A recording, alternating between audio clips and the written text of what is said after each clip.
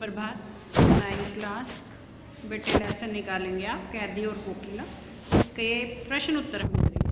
पहला प्रश्न देखेंगे, कोयल की कूक सुनकर कवि की क्या प्रतिक्रिया थी।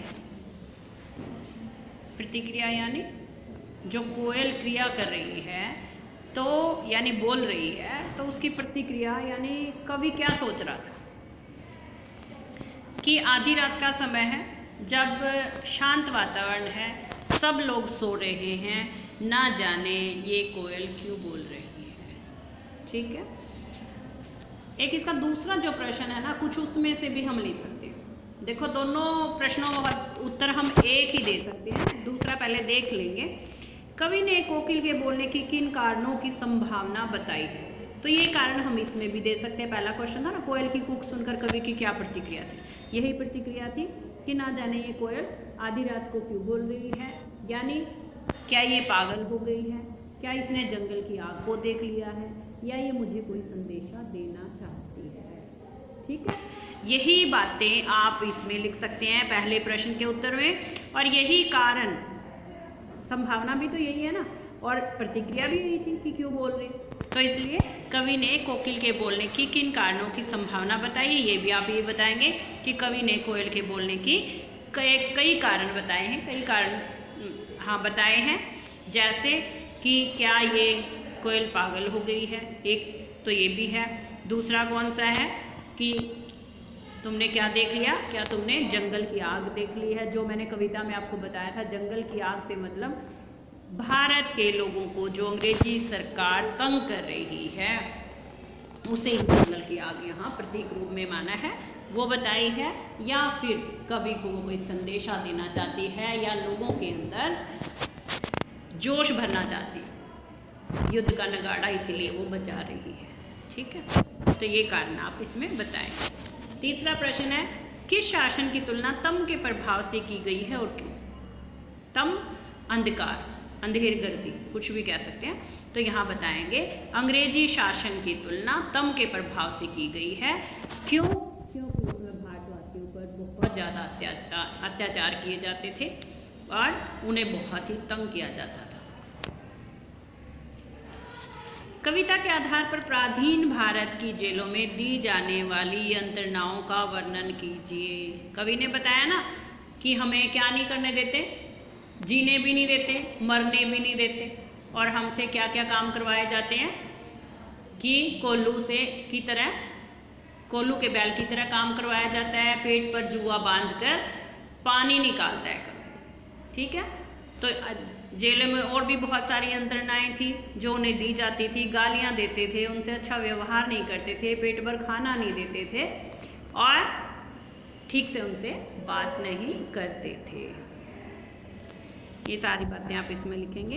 भाव स्पष्ट कीजिए। मृदुल वैभव की रखवाली सी कोकिल बोलो तो, यानी मृदुल तो हो गया कोमल, यहाँ टोटल देखेंगे, मृदुल वैभव की रखवाली सी, यानी ऐसा लगता है जैसे कोमलता का प्रतीक है कोयल, इसीलिए यहाँ पर कवि ने उसको क्या कहा है, जैसे मृदुल वैभव की रखवाली करती हुई सी प्रतीत हो रही हो, यानी कोमलता का प्रतीक माना गया है कि कोयल जो है सुबह सवेरे उठकर गाती है, मीठे आवाज़ में गाती है, कोमल आवाज़ उसकी होती है और लोगों को कार्य करने की प्रेरणा देती है।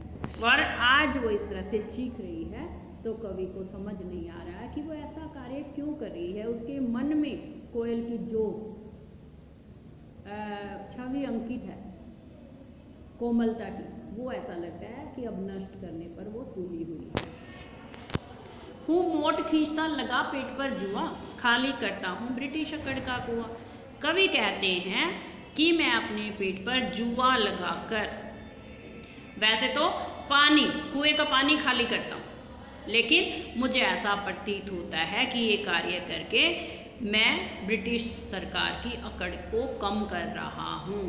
यानी यहाँ कवि अंग्रेजों के सामने, या कवि और कवि जैसे और लोग जो स्वतंत्रता सेनानी थे, वो उनके आगे झुकते नहीं हैं। जो भी कार्य वो करने को कहते हैं, चाहे कितने भी दुखी हो जाएं, वो कर रहे हैं, और इस तरह से ब्रिटिश सरकार के लोगों की अकड़ को कम कर रहे हैं। एक तरह से बताना चाहते हैं तुम हम पर कितने भी अत्याचार कर लो, हम अपने देश को स्वतंत्र करवा के ही रहेंगे। अर्धरात्रि में कोयल की चीख से कवि को क्या अंदेशा है। देखो यही प्रश्न आपका सेकंड भी आया था कि बोलने की क्या क्या संभावना जताई। तो अंदेशा यानी क्या शक है, क्यों बोल रही है, तो ये भी प्रश्न सेम वैसा ही है। तो यहाँ पर आधी रात में कोयल के चीखने से कवि को क्या अंदेशा है। कवि को लगता है कि एक तो ये लगता है कि कोयल शायद पागल हो गई, इसीलिए वो आधी रात को चीख रही है, जबकि शांत वातावरण है, सब लोग सो रहे हैं, ऐसे में वो चीख रही है। दूसरा कारण क्या माना है, शायद उसने जंगल की आग को देख लिया है, जिसको हम कह सकते हैं कि भारतवासियों की दुख तकलीफ को महसूस कर रही है कि भारतवासियों पर कितने अत्याचार अंग्रेज लोग कर रहे हैं। तीसरा कारण आप ये भी बता सकते हैं कि ऐसा लगता है कि भारतवासियों को इन अत्याचारों के खिलाफ या अंग्रेज़ों के खिलाफ वो उठाना चाहती है, उनके अंदर जोश भरना चाहती है, शायद इसीलिए उसने युद्ध का नगाड़ा बजा दिया है। कवि को कोयल से क्यों ईर्ष्या हो रही है। क्या बताया था कि कवि और कोयल की बीच में कितनी विषमता है, समानता नहीं है। क्या विषमता बताई थी कि कोयल तो क्या कर सकती है, हरी भरी डाली पर घूम सकती है, बैठ सकती है, जबकि कवि को 10 फुट की कोठरी के अंदर ही रहना पड़ रहा है। और कोयल जहाँ चाहे जा सकती है, पूरे नभ भर में संचार बताया था ना।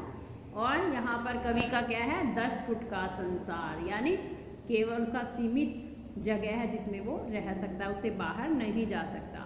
और अगर कोयल गाती है तो लोग वाह वाह करते हैं, यानी मीठे स्वर में गा रही है, कितना अच्छा गा रही है। और जबकि यहाँ कवि को क्या है, रोने पर भी पाबंदी है, रो भी नहीं सकता है। यही दोनों में विषमता है, इसलिए कवि को कोयल से ईर्ष्या हो रही है। कवि के स्मृति पटल पर कोयल के गीतों की कौन सी मधुर स्मृतियाँ अंकित हैं, जिन्हें वह अब नष्ट करने पर तुली है। देखो आपने अभी किया था मृदुल वैभव की रखवाली सी, कोकिल बोलो तो, और ये बिल्कुल सेम चीज़ है कि यहाँ कवि के स्मृति पटल पर क्या अंकित है, स्मृति पटल यानी यादगार। उन्हें क्या याद है कि कोयल तो मधुर स्वर में गाती है, मीठे स्वर में गाती है और लोगों को बड़ा अच्छा लगता है, इसीलिए कवि ने उसे क्या कहा है, ऐसा लगता है मृदुल वैभव की रखवाली सी। लेकिन यहाँ पर क्या है, अब कवि को लगता है कि जो मधुर स्मृतियाँ उनके मानस पटल पर अंकित हैं, अब वह उन्हें नष्ट करने पर तुली है। क्यों? क्योंकि आधी रात को गा रही है और लोगों के अंदर युद्ध का जोश भर रही है। हथकड़ियों को गहना क्यों कहा गया है। अब यहाँ कवि ने कहा था ना, जो ये हथकड़ियाँ अंग्रेज सरकार ने हमें पहनाई हैं, वो क्या है, हमारे लिए गहने के समान है, क्योंकि यहाँ उन्होंने हथकड़ियाँ जानबूझ के पहनी हैं। अपने देश को स्वतंत्र करवाने के लिए उन्होंने विद्रोह किया है, इसलिए उन्हें वो हथकड़ियाँ नहीं लगती बल्कि गहना लगता है कि ये गहने पहनकर ही हम अपने देश को आज़ाद करवा सकते हैं। इसलिए उन्हें इन हथकड़ियों पे कोई दुख नहीं है, वो इसे अपने जोश के कारण, अपने देश को स्वतंत्र करवाने के जुनून में उन्होंने इसे पहना हुआ है। काली तू ए आली, इन पंक्तियों में काली शब्द की आवृत्ति से उत्पन्न चमत्कार बताना है आपको।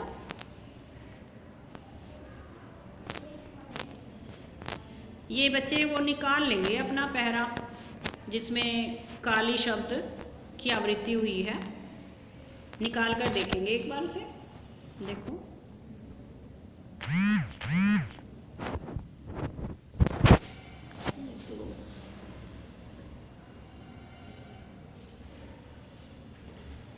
देखो ये दिया हुआ है, काली तू रजनी भी काली, शासन की करनी भी काली, काली लहर कल्पना काली, मेरी काल कोठरी काली, टोपी काली कमली काली, मेरी लोह श्रृंखला काली, पहरे की हूँ कृति की ब्याली, तिस पर है गाली ए आली। यह बार बार काली शब्द आया है जो कि अलग अलग अर्थ दे रहा है, और जहाँ पर अलग अलग अर्थ आए, एक शब्द का अर्थ बदल जाए बार बार आने पर, वहाँ कौन सा अलंकार होता है, यमक अलंकार। ठीक है, तो आप यही बताएंगे कि यहाँ बहुत बार काली शब्द की आवृत्ति हुई है और हर बार उसका अर्थ बदल रहा है, जिसके कारण यहाँ पर यमक अलंकार है। ठीक है बेटे, आज की ये कविता प्रश्न हो गए आपके? ठीक है।